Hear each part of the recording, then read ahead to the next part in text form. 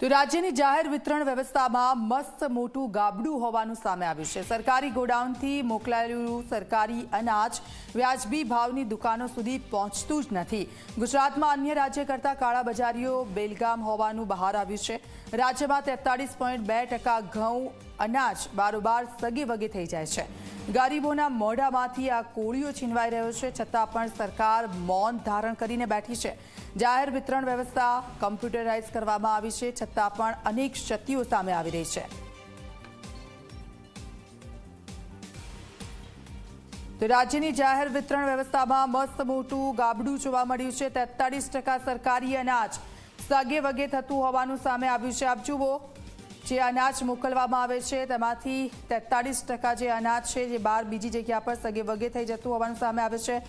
ગરીબો સુધી જે પહોંચાડવાનું અનાજ છે તે એમના સુધી પહોંચતું જ નથી, પરંતુ બારોબાર તેનો બંદોબસ્ત થઈ જાય છે। વ્યવસ્થામાં લીકેજ ધરાવતા રાજ્યોમાં ગુજરાત ત્રીજા ક્રમે છે।